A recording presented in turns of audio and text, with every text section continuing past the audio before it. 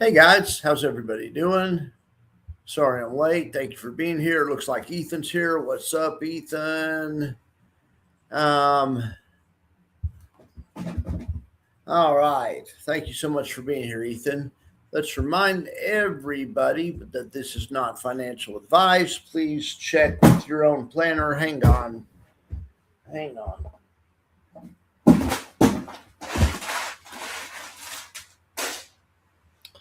Please check with your own planner.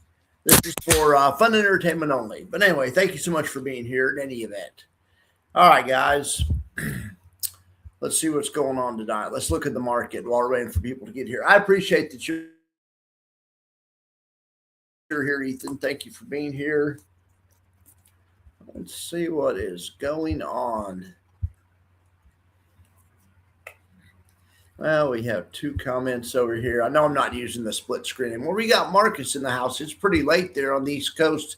Ethan, I ought to know where you are, and I don't. And if you don't want to say, that's fine too. But East Coast, West Coast, something like that's fine. But why don't I know where you're at? I ought to know. I know where everyone else is at. I'm obsessed with where people are at. I've always been obsessed with geography. Where people live, where people are from, and I just like that kind of stuff. Anyway, all right, guys. Let's look at the market. Now, did I hear that Mr. Safe from the MSCI thing? I heard that Mr.'s not going to be delisted or whatever, which would be freaking huge. I don't hate. Can somebody that has Robinhood, I tried to do it. I shut the tab though. Can somebody that has Robinhood get an after hours prices strategy? Wouldn't that be awesome if they're just ripping higher? I was looking to see if Bitcoin was ripping higher on the news, and Bitcoin's darn sure doing pretty well at 93 grand. Heck yes. Heck yes. All right. Well, man, I was telling people the whole time that's all it takes to fix blocks and the other ones that are down. These ones that are just so heavily, blocks is pretty much like 100% Bitcoin related, and Bitcoin's freaking down in a bear market. Now let's look. Let's look here. Let's get a longer chart. Let's see how far Bitcoin is from getting out of a bear market. How close it is.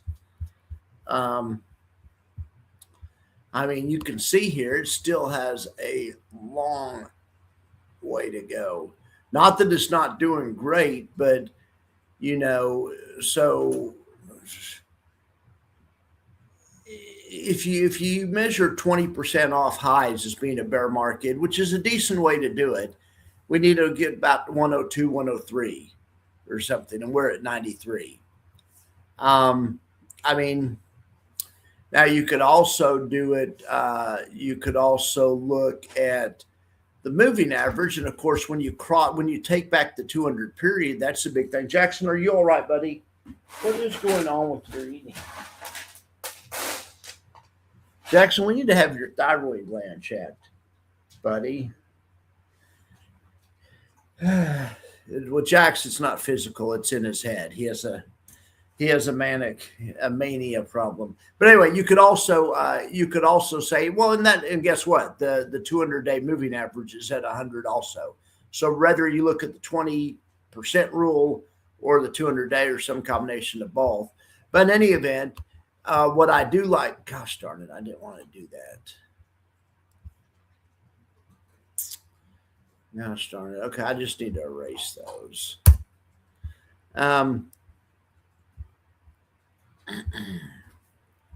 In any event, I like that it's going the right direction again. Oh, I know what else I was going to say. And also, it's hard to tell. This is a daily. Usually we look at shorter term moving averages. These are daily freaking bars. So I'm zooming in. At least we've taken back the 50-day. It's been forever since we've been over the 50 period moving average.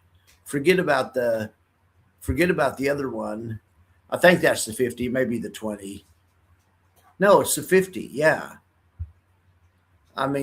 So anyway, that's good. That's the first step. You have to take back that one, and before you can take back the longer term ones. You can see other times where it's fallen under. I was trying to find an example, but I'm sure there's numerous ones back here where the market sold off. Probably like right through here's a parallel. Anyway, so we'll keep an eye on it. We'll keep an eye on it. Rome wasn't built in a day, but the same token, I mean, the thing to watch out for if you're a bull, but you want to be realistic, is maybe that it runs right back up to the moving average, or right back up to around 100, and then sells off. Anyway, all right. Well, let's see, but that should help stock index futures. Hopefully, I know we're on a longer term time frame, but yeah, stock index futures are up 0.5 point right here. Oh no, that's not stock index futures. Come on, Max. Stock index futures are up 0.25 point. You can see it right there. So, but we will darn sure take that.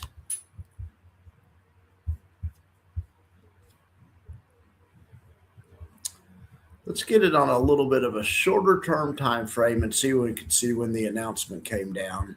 You guys heard people were front running the Maduro capture in the prediction markets, and I'm sure a lot of that happens with all the stock market stuff also in the prediction markets. But yeah, look at that. It was everything. It was on fire. Well, that was just during the day. Looks like it went straight up till 1 o'clock. The ES did, and then went straight sideways. Let's look at Bitcoin futures now by comparison.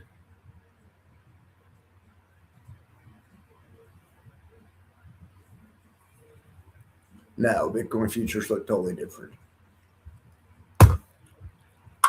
Really, if you look at Bitcoin futures in this time frame, right here, the 30-minute, which is one of my favorite time frames to look at, we're just balancing in this higher balance area. But that's great to be balancing at 93 instead of at 90 or 88 like we were a few weeks ago. That's great. All right.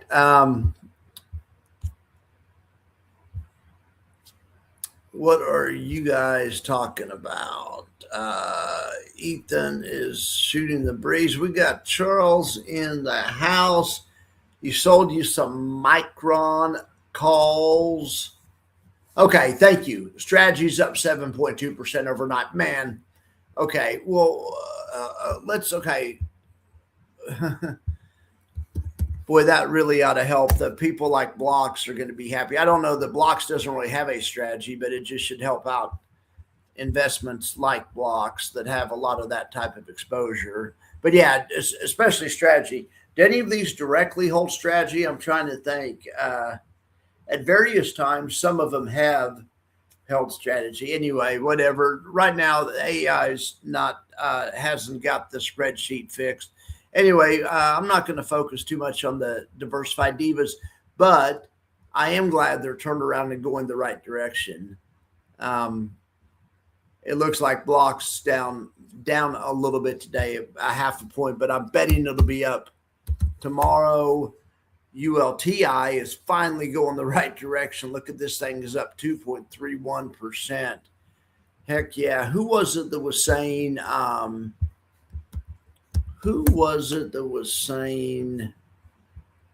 they said, hell, ULTI has been doing better than ULTY this year. I know this year is not very long, but ULTI has been on fire lately, so that doesn't surprise me. That does not surprise me. And I think and you can see it on the chart if you zoom in right here. You can see, ULTI went from being down 6,200 to being down, 7,000. I mean, it made $750 like that, whereas the other one, it looks like it made a couple $100 in NAV, or in total return. So, heck yeah. It's been a heck of a start of a year. I mean, I guess we could try to kind of do that. I don't know. That's pretty short time frame. Yeah. Well, no, that's not what I wanted to do. That's not at all what I wanted to do. Yeah, that's not really going to be that instructive either.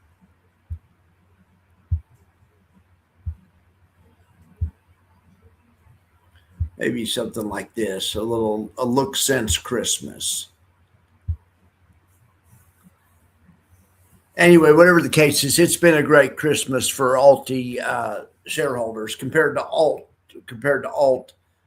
I, more so than Alt Y. Look at Alt I just killing it lately. Since Christmas, their NAV is actually positive. That's amazing. The NAV's actually up 80 cents. Jackson, you all right over there, buddy? NAV's actually up 80 cents, and they paid a 22 cents worth of dividends. Now, ULTY's NAV is up a little bit also, and they paid a dividend also. But in any event, all right. All right, finally got things going back the right direction there. All right, but I have some Max Factor stuff to show you guys if you guys want to. Who's been charged with the machine gun? Oh, you're talking about Dura. Okay. Apparently he's been charged. Yeah, I hear you. Okay. All right. So let's look at. I wanted to look at something tonight. What I did is I just printed out the entire daily factor. I thought this might be interesting to look at.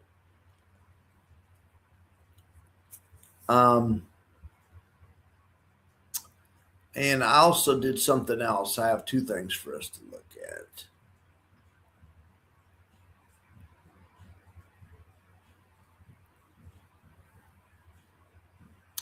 Well, let's just start. I was looking at some different metrics on the daily factor. I made up this new metric that I just love, and it's called no BS.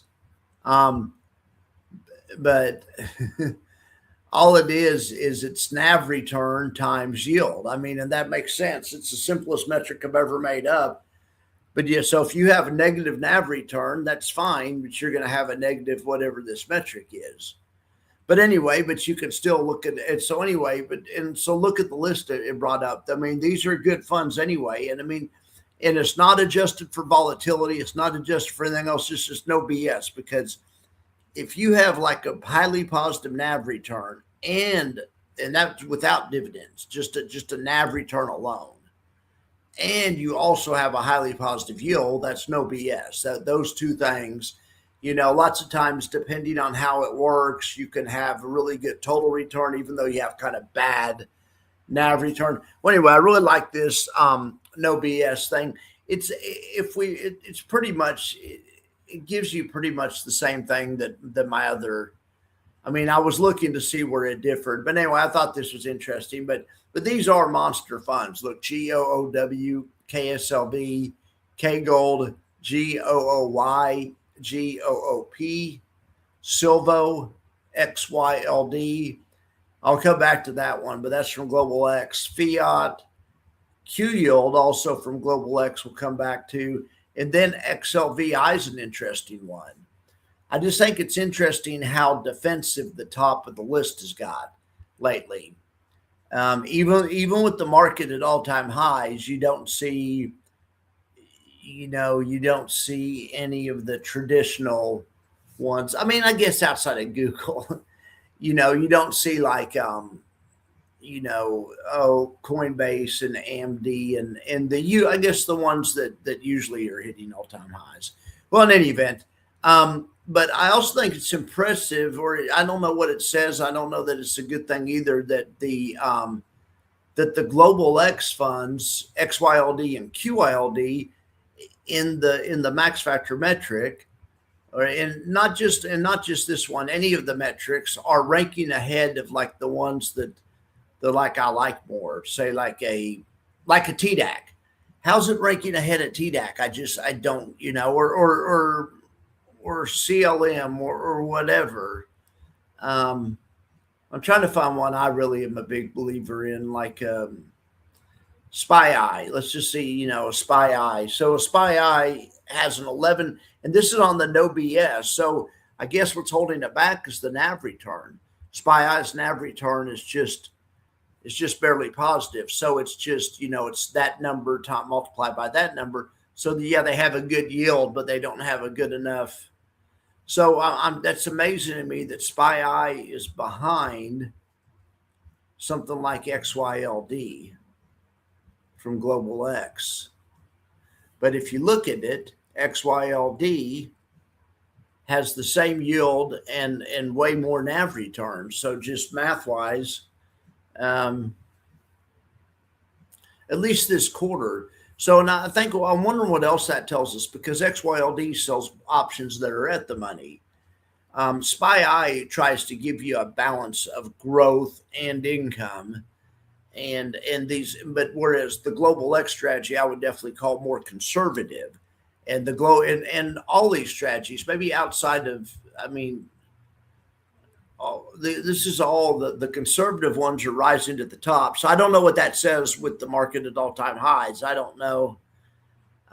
Maybe people are being more cautious at all-time highs, which I think is good.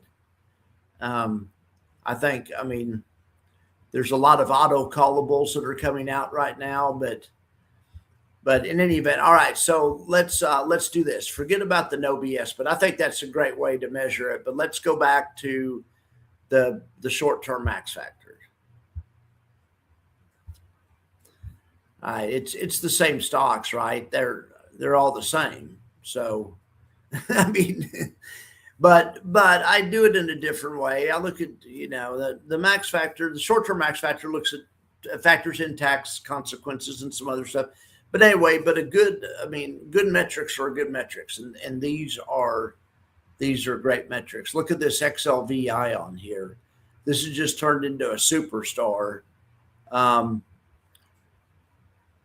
I know some of you guys have some of that XLVI, right? Yes, we're going to talk about those. They're coming out tomorrow. Good to know.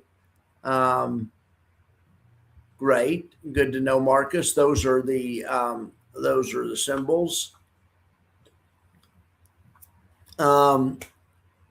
Internet runs with headlines way too fast. Yeah, absolutely. Absolutely. All right.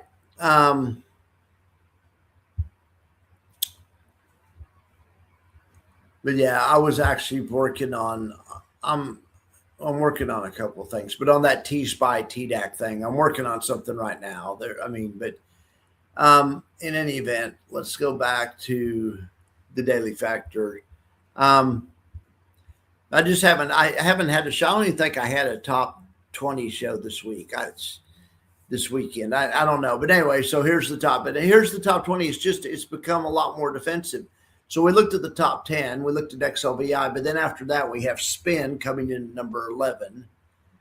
IAUI, which is gold-based, number 12. Well, first of all, SPIN. So SPIN is S&P based, but it only pays an 8.2% yield. So that right there makes it conservative. And sure enough, NAV's up 7% this quarter. That's pretty dang good.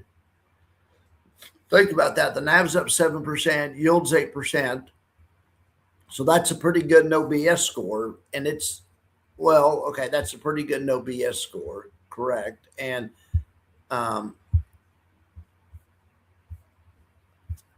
what I was going to say, and there's 10 that are better no BS scores than SPIN.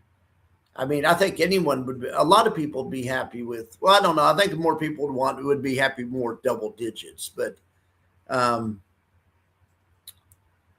any event, IAUI gets you some of those double digit returns, double digit yield, 11 plus a 5% NAV return.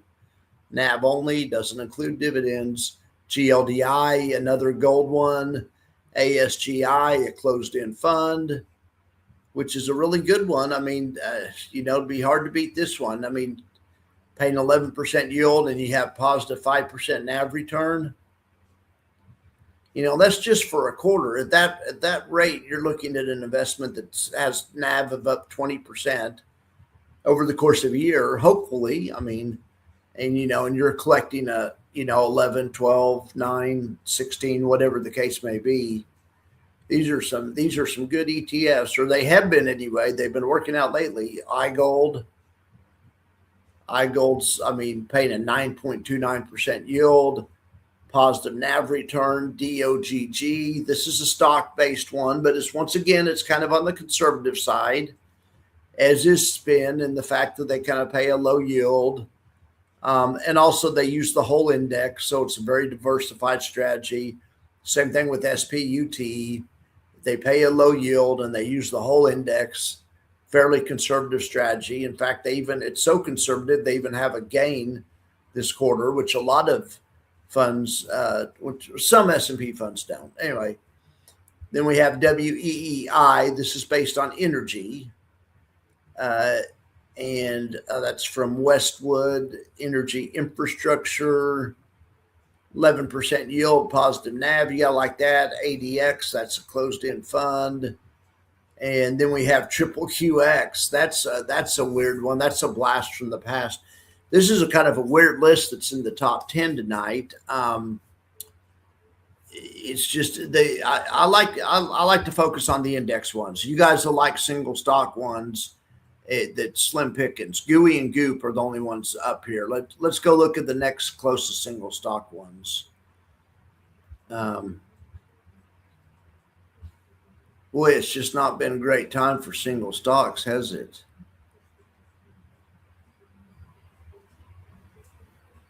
I mean,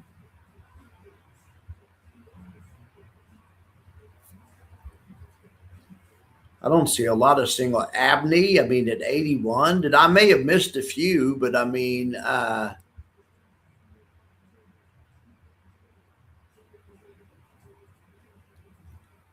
there's a lot of good ETFs like FETB and XPay, but that if you look at the metrics objectively, even though they're good and everyone likes them, and they're just, at least lately, have not been doing as well as some other ETFs.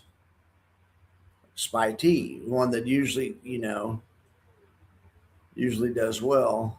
But yeah, the single names other than Google have fallen off the list. Usually you have a Coinbase and maybe a HUD up there or something, but the next closest single name is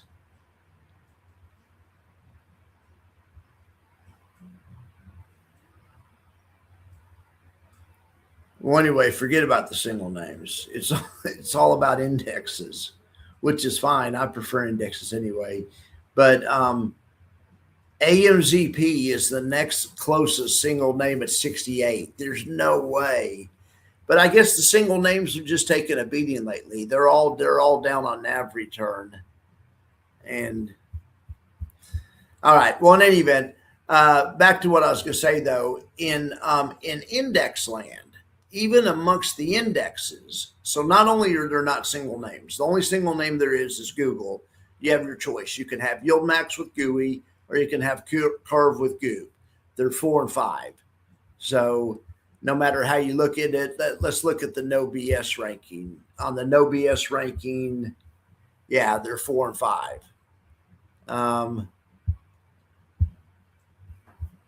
On the max factor, they're 4 and 5. So, but other than that, it's all about indexes.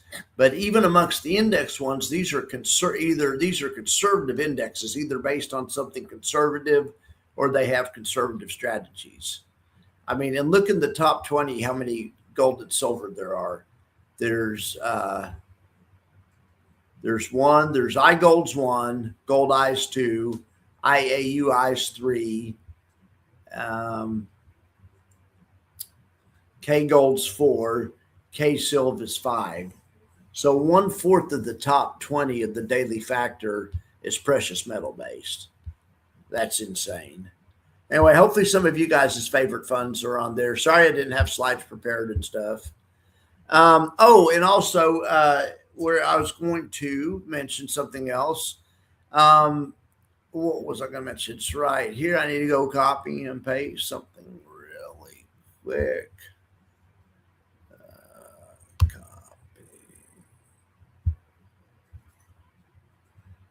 All right. Ethan, who's our friend from the chat, otherwise known as Grateful Trader, has his starting his own deal, his own Discord, and we're supportive of new members to start their own deal. And also, if anyone else wants to put their link for their YouTube in there, let me know, hit me up. I'd be happy to put it in there. But I've got to get some content out. So you're telling me that tomorrow the TDAC, so they're in the TDAC boosted comes out. So, I mean, what do you guys, does anyone had more of a chance to look at the tail risk strategy, the Aaron tail risk strategy, this one right here? I mean, I haven't even looked at this yet.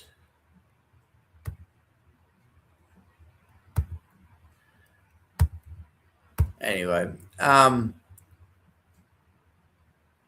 man, these guys already have 88 million under management. I really haven't had much chance to look at this. I have never heard of these Aaron guys. Anyway, let's talk about these guys really quick. So these Aaron tail risk strategy, this is like something that we think might be kind of like Oh No, maybe, which is or Chaos, which is a fund you should be able to buy possibly during times of pullback to hopefully give you maybe even for it to go up, or at least not to go down as fast, give you some kind of diversification, maybe some income, no guarantees or whatever. But these guys are sure interesting. And the thing I thought was most interesting about these guys is right now, if you look at their top, this is the tail risk fund. And I read their prospectus today, and I'm making content on it. It's right there. But if you look at their top 10 holdings right now, 60% of the fund is in Chaos, which is a good fund that we talk about all the time.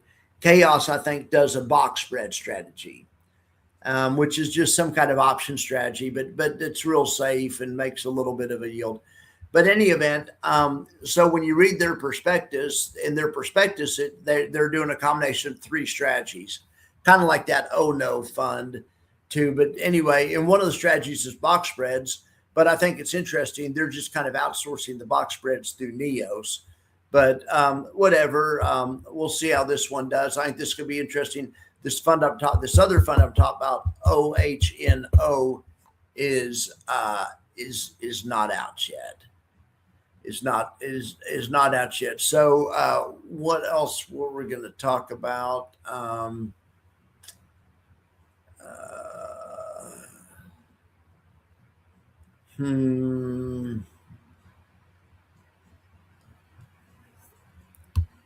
mean, I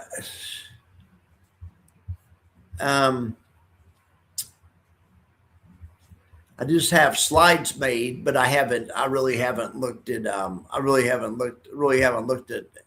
many of these yet. But yeah, I don't even know who this Aaron company is, ARIN, and I've never even heard of these guys. Have you guys heard of Joseph DeCipio? CFA's, a good degree. JD means he's a lawyer, right? Yeah, Juris Doctorate. CFA's a great, I don't know what an FRM is, but it sounds great. Managing member and strategy director. He owns it. Managing member and trading director. He owns it. It's his money, and his money probably, and maybe this guy works for him or something. Who knows? But I've never heard of any of these guys.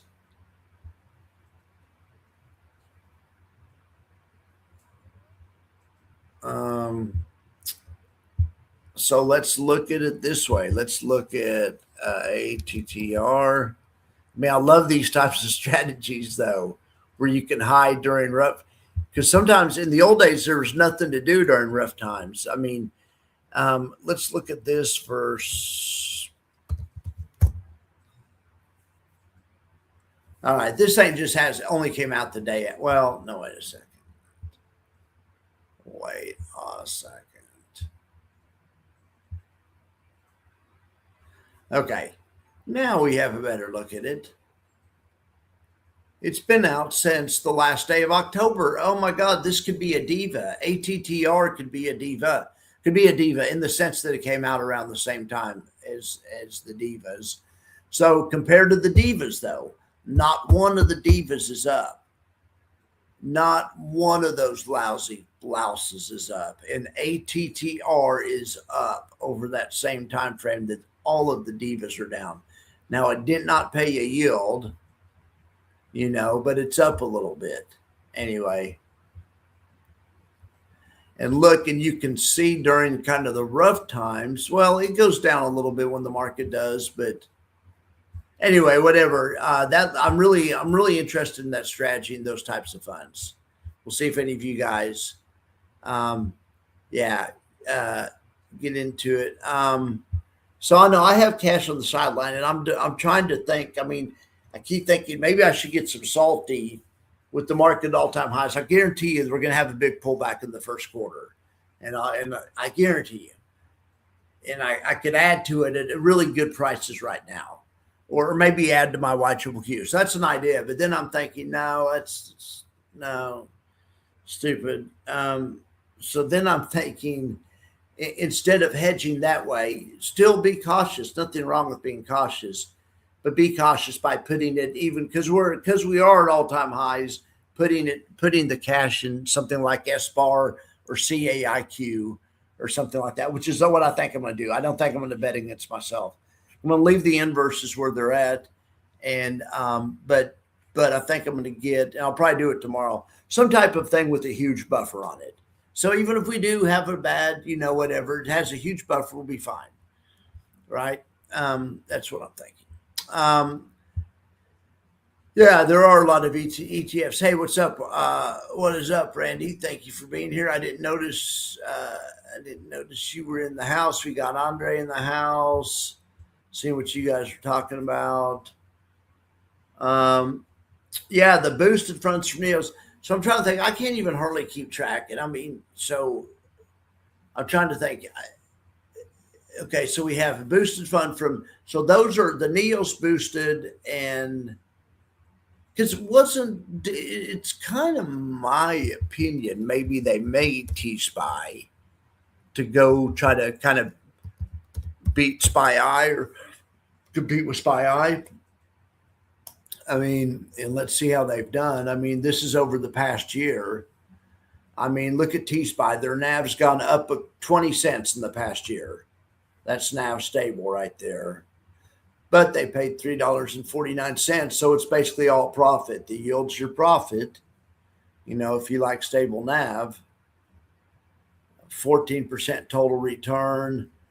Now they outperform SPY-I. That's really good. Heck yeah, T-SPY.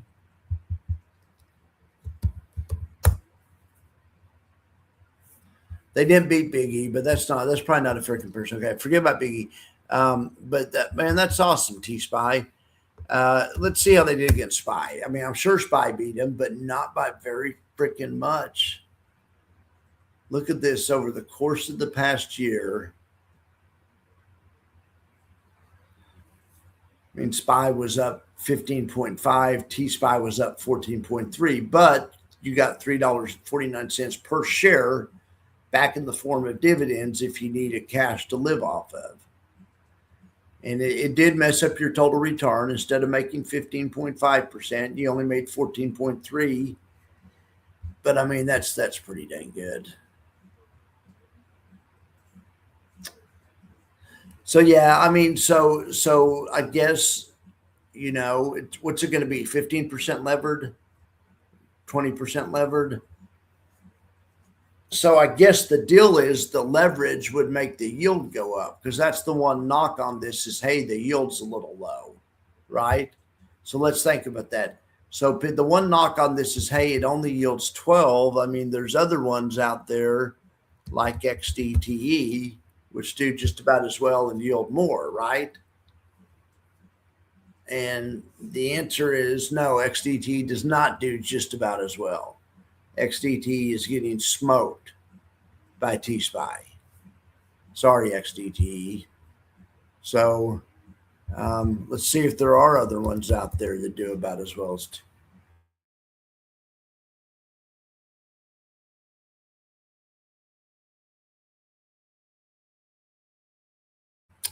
Is there no good? Oh, we've already looked at that one. Is there no good S&P fund? What about SPY T over the past year? Nope. T-Spy's whooping up on SPY T. That T-Spy is a monster. I mean,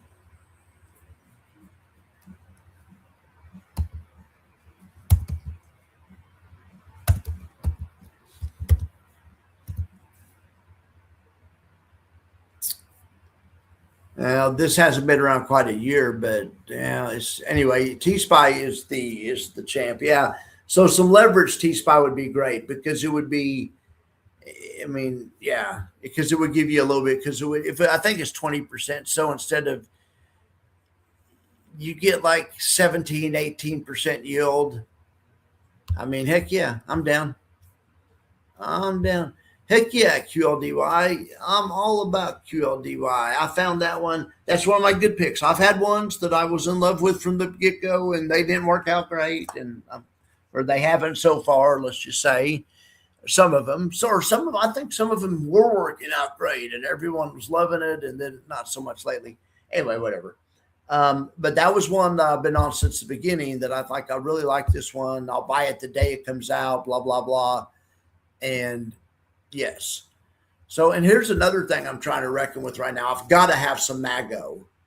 Because of the uncapped upside, but I don't need any more risk at all-time highs here. But so, and I've been thinking this through. So maybe I'm thinking about taking some of my existing risk off, not because I don't still believe in whatever it's doing. And maybe in buying Mago, because I usually try to rebalance the end of each quarter. I'm trying not to trade too much, but it's the end of the quarter. I mean,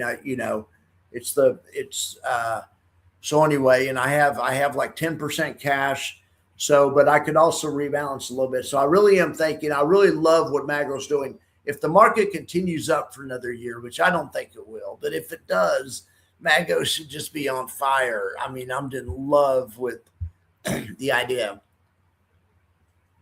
But yeah, QLDY is a monster. Sorry, my graphics aren't working now on but I do have some stuff I want to show you guys. Hang on here. Actually,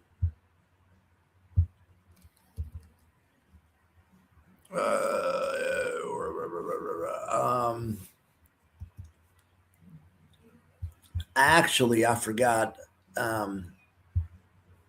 I forgot.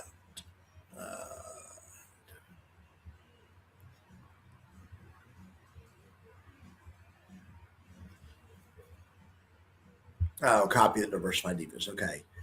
Yeah, I'm trying to make my infrastructure a little harder. Okay, so let's look at my daily percent change. Now I know that we've been looking at this a long time. We haven't looked at it in a long time, but I still like the way you can look back and see how the divas have done since day one as a group.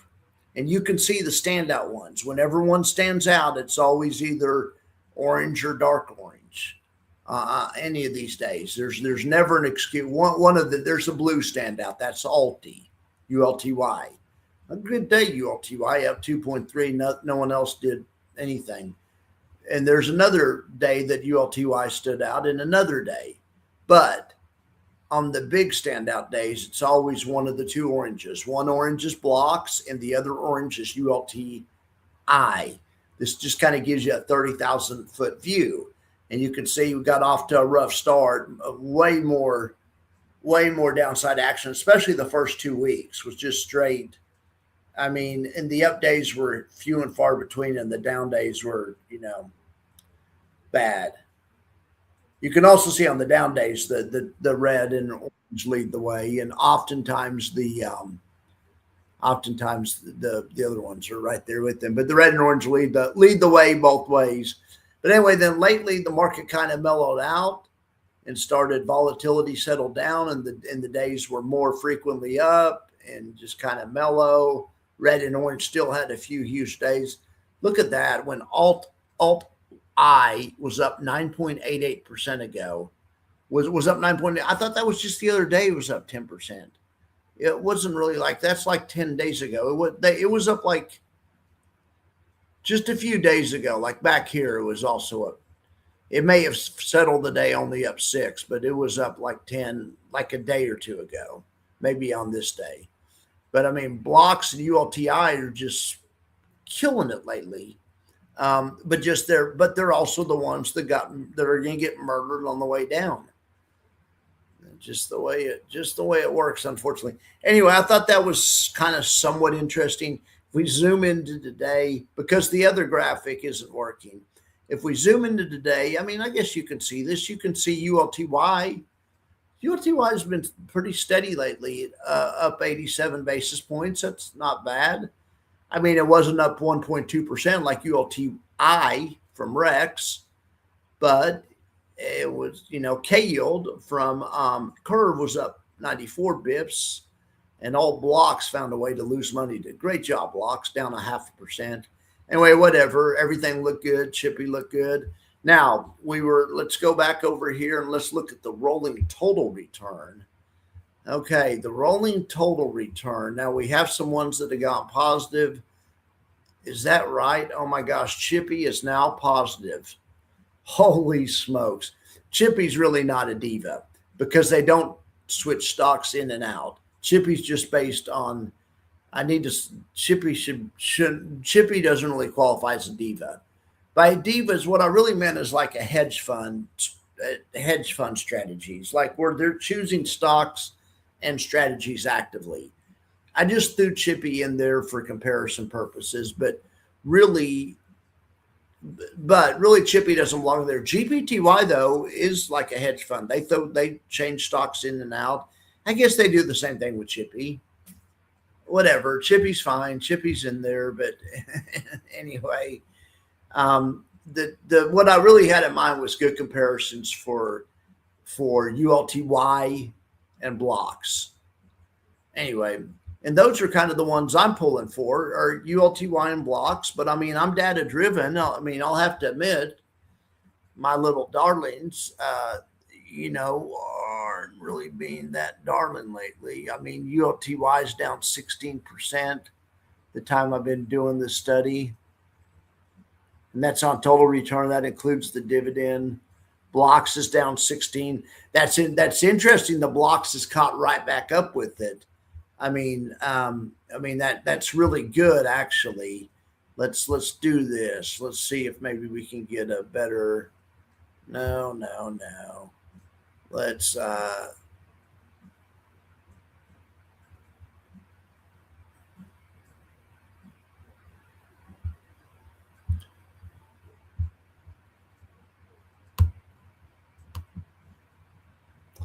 well, I was going to try to make this chart better anyway. But yeah, I'm all about QLDY. And that's also what I was going to try to show how it's hanging close. I didn't notice this, but it looks like a few weeks ago, Chippy got ahead also. It looks for a while, SPY was ahead. The SPY in the time that I've been doing this, it hasn't been a great time for stocks. The SPY and the Qs haven't been ahead. The Qs still aren't ahead. If you go back to the last day of October. Now the SPYs are ahead 1.4% right now, but it's not like everything else is just killing it and blocks and ULTY are down, but blocks and ULTY are bad. But I mean, a lot of other people, so I feel bad about that. A lot of people love WPay, and that one's down 12.7. No one loves LFGY, but it's down 14.9. But people love blocks, and it's down 17. I mean, the only good thing any of these ones can say is at least we are an alt I, which is still down. 29.44, although 4 days ago it was down 37, so it can move in a hurry. I mean, heck, it went from down a few weeks ago, it went from down 37 and to only down 31 in 2 days. It made 6% in 2 days. These ones that lose a lot can make a lot in a hurry also. But in any event, I was just going to maybe try to switch this to a line chart, and maybe we could see. I think what I was trying to show is all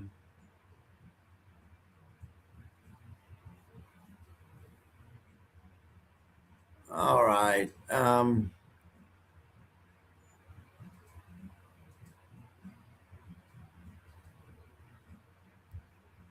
The dark blue line is this dark blue line right here that my cursor's on is ULTY, is Alt Y.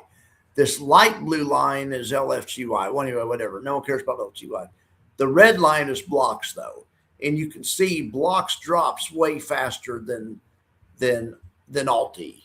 That's why I like Alti. I mean, because that's one reason I like Alti.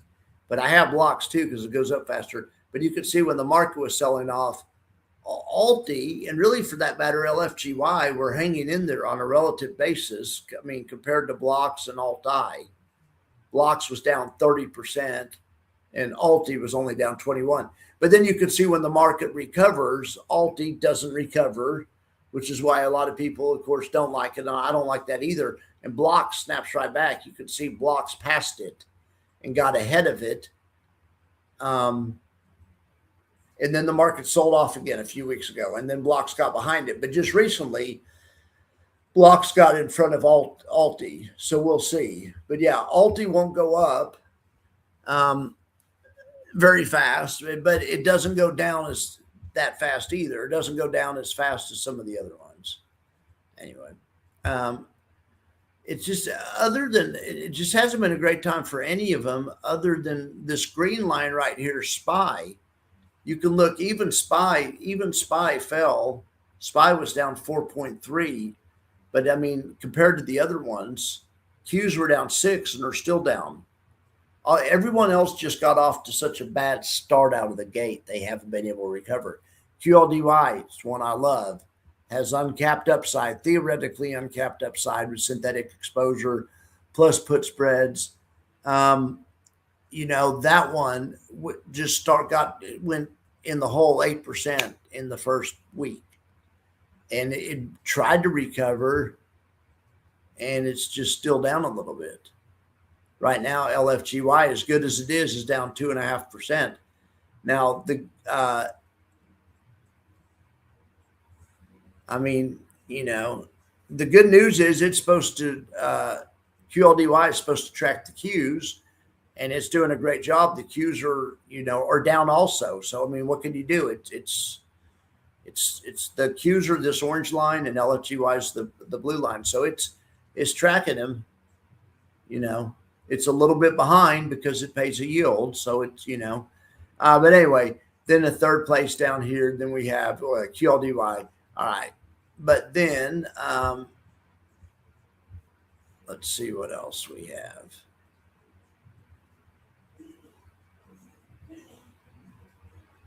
Oh, yeah, but then K-yield. So on a relative basis, a lot of people have been disappointed with K-yield, saying like, man, K-yield's, you know, I thought that one's supposed to be good or whatever. And, you know, people are down money on it. And I get it. But now listen, I haven't even looked at this until just now, but I put my cursor on K-yield.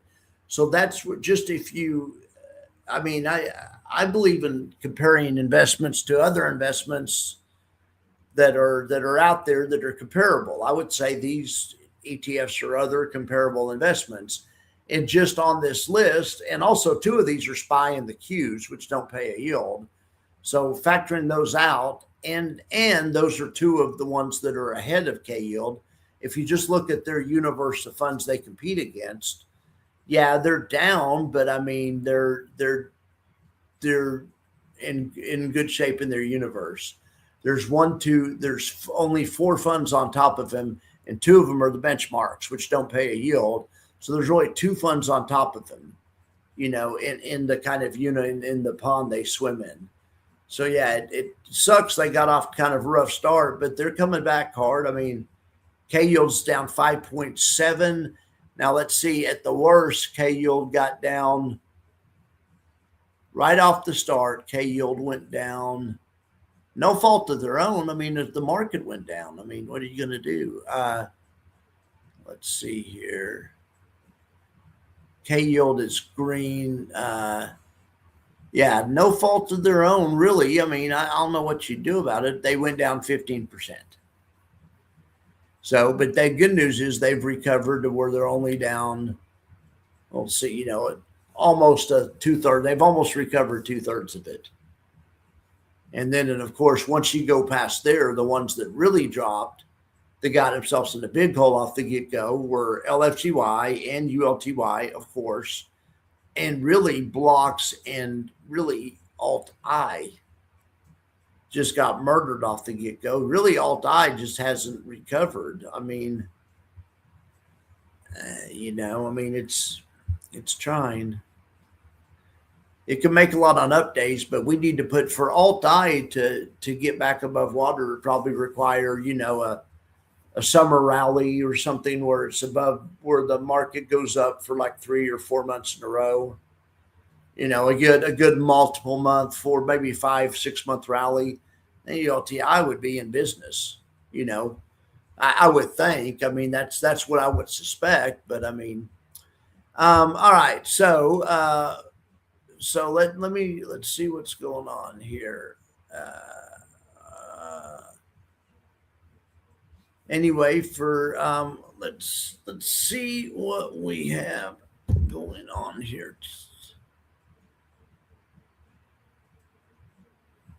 All right. So what are you talking about, Randy? You're talking about the buffer. Oh, JAJL. I got you. But let me look at the ones that are pertinent to what we're talking about. But I love the idea of those funds are awesome. Isn't there? I think there's something. The midterm election years don't have a great historical pattern. It might be a good year to get one of those. Okay, so it's 1.3. I'm catching up with the stuff I was saying wrong. The leverage is 1.3, 30% more income. So instead of 12, you would add 1, 2, 2, 4, 3, 6. You would add 3.6, 12. So it'd be actually 15.6, which doesn't sound like a huge difference.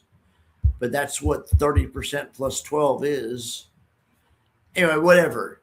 It makes a difference when it's money and you have, and it's thousands of dollars extra in your bank account. So I'm being stupid. Of course it's extra.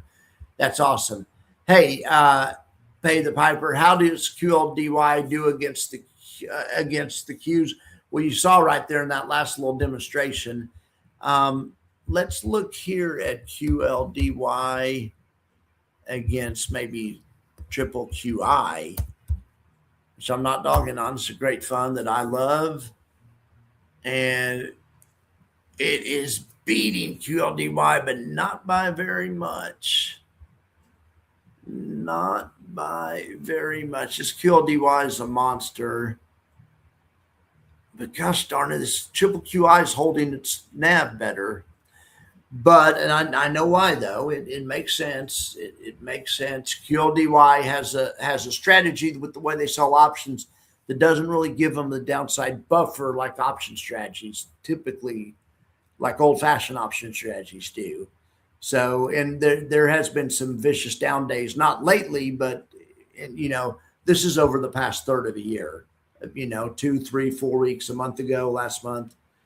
So that really helped that knocked the NAV of QLDY down. Now the thing about QLDY is it does better on the upside, but the past third of a year hasn't had a whole lot of upside. So it'd be different in a different situation.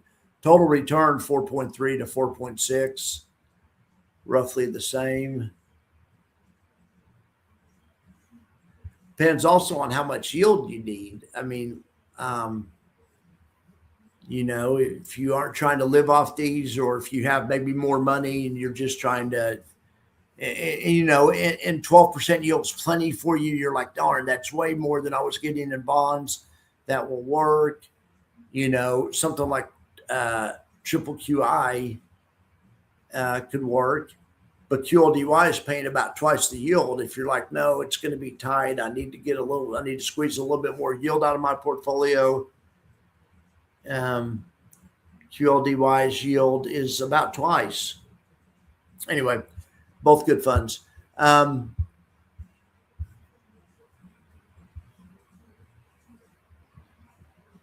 Yeah. So what Randy's talking about there are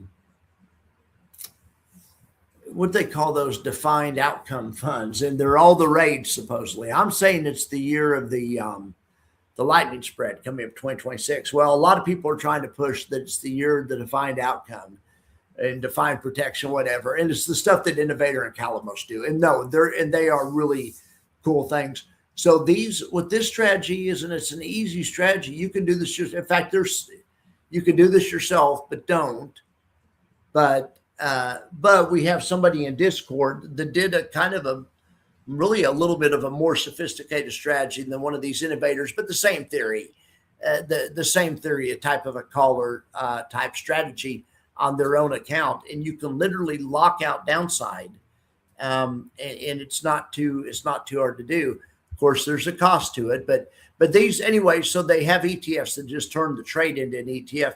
This one right here that Randy's talking about just does it over a 6-month period. I just think that's kind of crazy to buy an ETF, but I guess it's for people that don't want to do it themselves. But let me show you how to do it. It couldn't be any easier. Something like, well, I mean, just do it. Just think of it as a covered call. So we're going to do it in the SPY.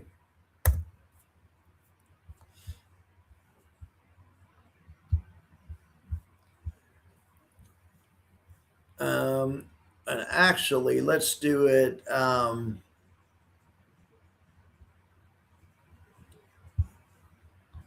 Okay, so this is 100 shares of stock. Okay, so what you do is you just do a cover call that goes out a quarter, but they just turn it into fund. So the strategy, if you want to do it yourself, you go February, March, April. So February, March, April. So you go out a quarter. So we'll go the last day of January, February, March. Okay, so you could sell that option. You could sell the at the money option in the SPY. If you had 100 shares of SPY, tie up $67,000. You could sell the at the money option for a $2,000 credit. All right. Well, I'm trying to think. They're trying to lock out all downside. So we're gonna have to sell a call. And then we're going to have to use the proceeds from the call to buy a put. So let me just show you what they're doing here. All right.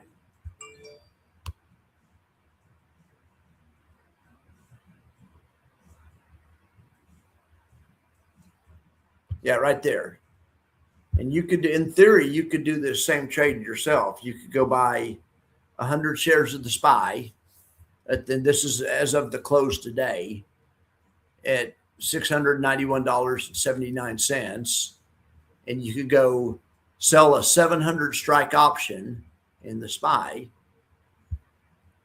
because that's $16.01. And why would you do that option? Well, because the at the money put that you need, if you want to lock out any downside, costs $16. So that right there makes it where you have no chance for loss over the next quarter. That's the good news. The bad news is you don't have a whole lot of chance for upside either. So anyway, but it's so the other thing is you can do this yourself, but I would just let the fund do this because they probably do tranches, maybe monthly or weekly. They probably do it in a smarter way than I'm showing. But that's the theory of it. They're selling a call to buy a put. That's the theory of it. Let me try to address these other ones. So TDAX and TDAC. Cool ideas for sure. NLSI is a hedge. So that's that equal weight. What's hedgy? I would say hedgy. I mean, Marcus is pushing back a little bit because he said kind of. I would just say hedge E. What are your thoughts on this? Well, I'm going to give you my standard answer on any of these. I mean, they're all doing the same thing. It just depends on what you think about SLJ. I mean, I don't know about SLJY specifically. Also, I don't think there's any competition in the SLJY is the Amplify. Okay. And they're doing covered calls. All these do the same strategy. Whether you do a covered call or the strategy doesn't make as huge of a difference as what the underlying that you're doing the strategy on is. So yeah, if you like these miners, I mean, I'm trying to think now. We could look at the no BS ranking. We just do our own no BS, and you can do this in your head. For the last quarter performance, and this is NAV only. NAV only is up 18%. So you have 18. So times 18 times 5, whatever that number is, that's your no BS ranking, and that's a darn good one. Why didn't that make them? Why wasn't that? Was that on the max factor? Did that make the?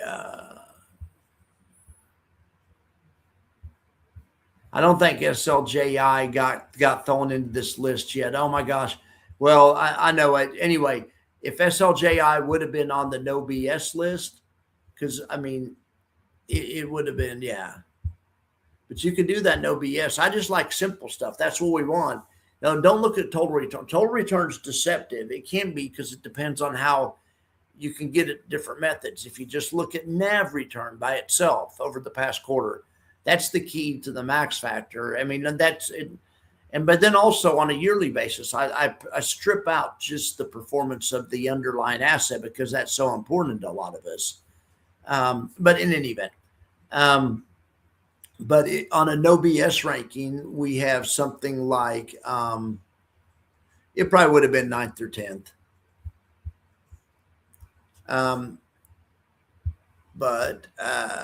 But yeah, on NLSI, it is hedgy. It hedges itself, is what I would say, because it's still a long fund. It has some shorts in it, but the longs that it has are leveraged longs. So it's leveraged long and then short. So it's +2 -1 equals +1 is still +1, but it's hedgy.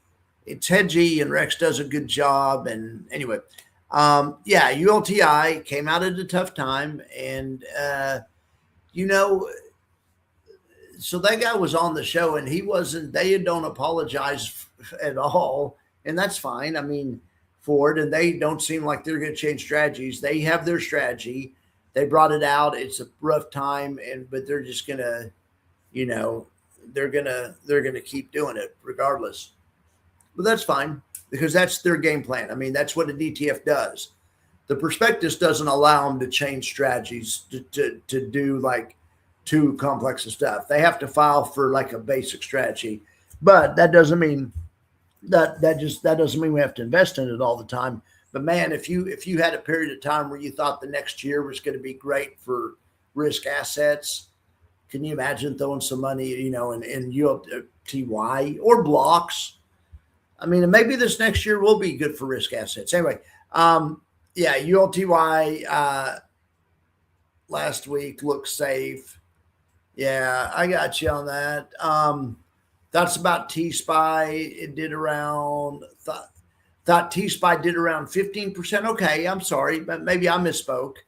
We could look at whatever it does a great job. You're right. It does more. You're right. It does extra. It does more. My bad. I didn't misspeak on that. But also the way they do it, I'm not sure I love it because they sell shares, but it may not matter. I don't think they sell a lot of shares. But I believe that's the way they would. I think it should pay 12, and they sometimes sell a few shares to boost their yield. Anyway, as long as market keeps going up, that strategy will work great. So T-SPY currently says 14.2. TSYX should yield about 18.5. Yeah. All right. Randy saying investment advisors serve it up to their clients. Yeah. Oh, yeah. They have 1 year or two. And I know they do. And that's the 1 year or 2 year, I think they're more valuable. The ones for the quarter seem like a pretty short time frame, but it's cool though. I can see why you might want to do that though, because that I actually, I mean, it actually gives the trader or the allocator a lot more flexibility. If you're pretty sure you're going to get a pullback in the first quarter, I mean, but you want to be maybe positive the rest of the year or something. I mean, yeah, and that way you don't, you know, and you do get some upside. And the way I looked at the trade, okay, so the way I looked at it had. I wonder if we could look at how much upside it had. But yeah, it looks like the perfect trade. It has no risk. I mean, it looks like there's no way to lose. But the way to lose though is over time, the upside that you're missing out on, adding up. Um, it looks like over a quarter, you're only 1.4% out of the money. Is how far the call option is. You guys understand that's how they do these, and then sometimes they have ones that are like a 9%, and that means you don't start losing money until the market's down 9%. Well, they just scoot the call out more, and they make the loss amount equal 9%, whatever that is. Let's say they can do that, and that equals 9%. So that means it doesn't mean you can't lose money, but they put that or I guess it does. They have different. Okay, well, here's the 9% way they do it. Watch this. Then they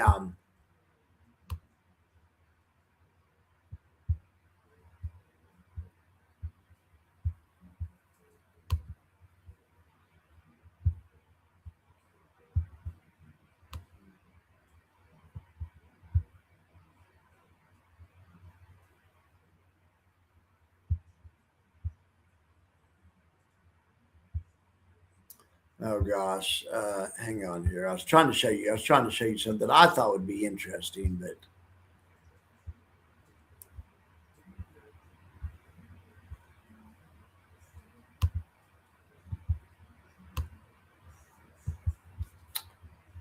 I've got it all jacked up. Anyway, but yeah, those are awesome. Calamos has a lot of those also, but yeah, those are and the traders have done those for years. I mean, have done collars. You put a collar on you put a and also people use those for more to get around taxes. I think I've heard of tax collars and stuff where you want to get taxes into another time frame, but you don't want the market to go again. You want to preserve it, maybe preserve a capital gain, but you don't want to pay it yet. So you collar you can collar a stock, maybe. So you know what I'm saying. Anyway, those have all kinds of things for years. But Trust Wall Street, they've turned it into a system, which is cool. Put it on an ETF, so it's something that's on at all times. I don't know that you would want to be in a collar at all times, but for situations, it can definitely be, for situational things, it can definitely work. Okay, so yeah, Randy's saying 6 month, 3% cap, 1 year, 55. My glasses also, I can't see worse. I'm sorry I didn't have an afternoon show, but I'm having issues with my glasses. Anyway, all right, what are you saying? You remember that I did a gold and silver. I do gold and silver. I'll do a gold and silver max factor again soon, maybe tomorrow. I'm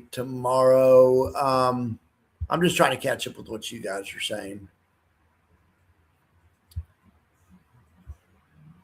But Randy, I'm agreeing with what you're saying here. I built that app, to track the trades from the divas and stuff, and it was doing all right for a while, but it quit working. And you're right, some of these funds are not as transparent as they should be, and they report trades late. And you ask the trader about it, and they don't know it because it's not really their problem. It's It's somebody it's just the way the system works. But yes, they aren't as transparent.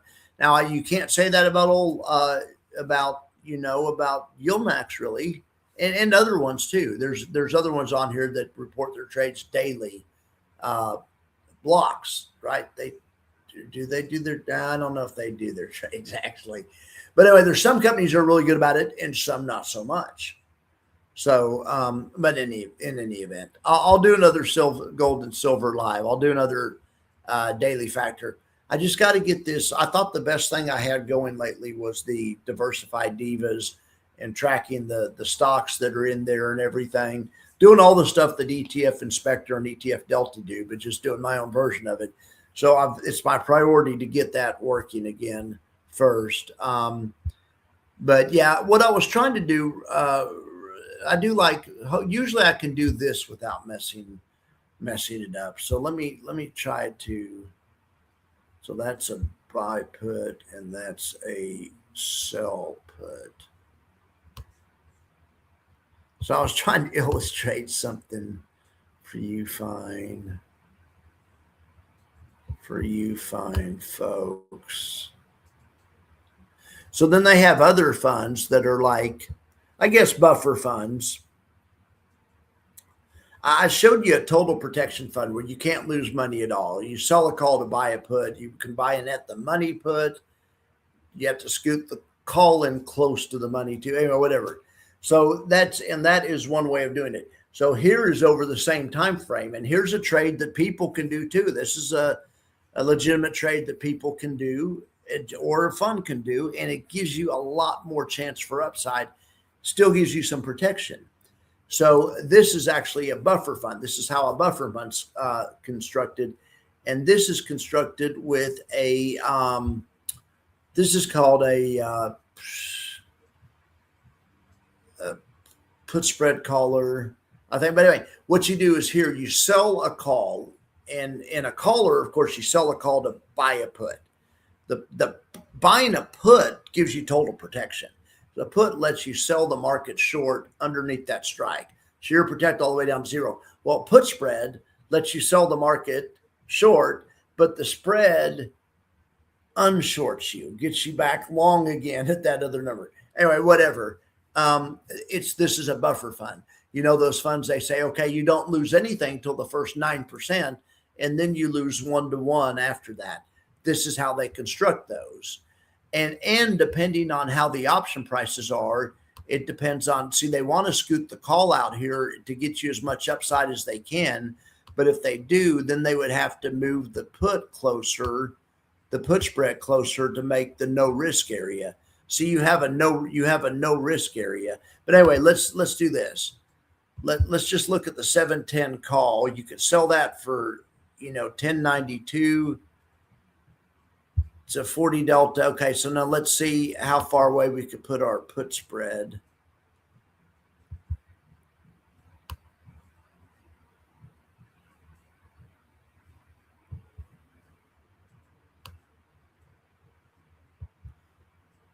Something like this. So, 685. So that is this right here. I just created about you have a 3.5% downside buffer. So if the market goes down 3.5% this quarter, you don't lose any money. But if it goes down, 6.5%, you're down 3.5%. You don't start losing money until it goes down 3.5%. Then you lose money just like you normally would. But if the market goes up, you make money just like you normally would, unless it goes past 710. And right now it's at 693 or whatever. So that's not too bad. You have some chance of upside. So those are actually the buffer funds. But then the bigger buffers, you can sell closer to the money. Like, let's say you sold a 700, which is right at the money. But then you could do a buffer. They talk about 9% buffer sometimes. Also, this is just for a quarter. But yeah, depending on where you put the option, you change the cap. You go look at Innovator and Calamos. They have especially Innovator, they show you the distance to the cap. But on this one, I just moved the cap down, but it moves the buffer out. I was just trying to make a bigger buffer. This one has about a 4% buffer. but that's not bad over just a quarter. Yeah. Now, what are you guys thinking about DDNQ and DDN? Yeah, man, those are freaking incredible. Those are almost like free money. I mean, they aren't. There's no such thing as free money, but they're doing something so sneaky in there. I just really can't think of a use case. I mean, for myself, I don't. I mean, but I have a different situation, and also I have other people I'd have to explain it to. It'd be hard. I love it. I love it, but I love it. I love the idea of it. But no, I think a strategy like this is a really powerful strategy. See, where you can do this as a trader, you go out and you could buy the SPY. You buy the SPY and then you go out a quarter and you sell the 720 option for $700. So as soon as you buy the SPY, it costs you $69,000, but you get $700 back right away because you write the 720 call. Yeah, and you're capped over 720, but heck, that's 4% in a month. I mean, in 3 months.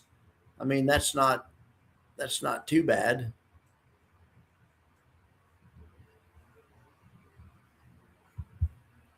That's not too bad. And then I just constructed a buffer strategy. Here's a buffer strategy where you could invest this quarter risk-free. You don't lose until the market drops 4%.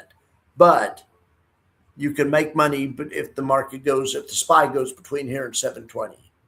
Seems like that would be just mathematically, you almost couldn't lose on this.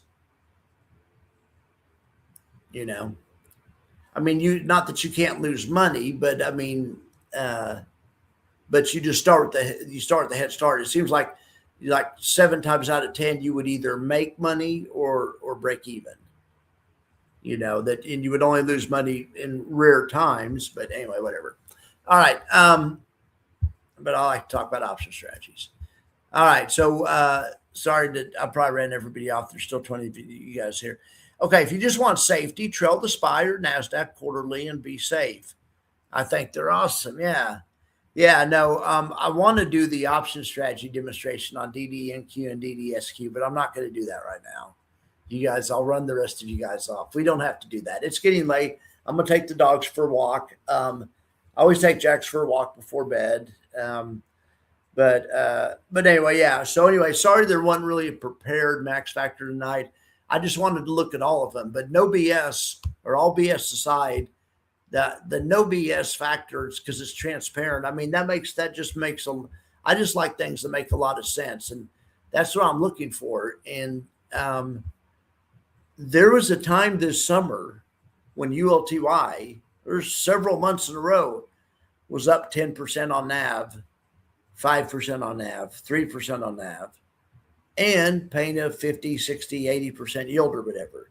So during that time, it was doing well. But yes, it is one of the poorer performing funds lately. So, I mean, it's also about what have you done for me lately. But these ones right here are all the ones, and this is the top of the no BS ranking. These are the no BS ones. I mean, GOW, K-Silv, K-Gold, GUI, Goop, Silvo, SLJY should be on there. Sorry I didn't answer the question, but I do like it. I mean, I like it to the extent that I like, it'll be good as long as silver goes up. Other than that, I don't know. As long as silver goes up, or at least doesn't crater, well, you want silver to go up.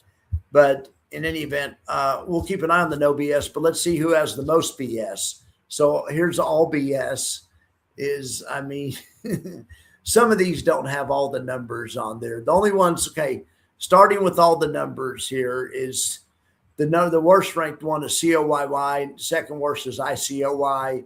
Third is ULTY. 4 is IMIST. 5 is TSYY. MORO, SMCY, MSTW, IMORA, XBTY, SMC. Anyway, you guys get the idea.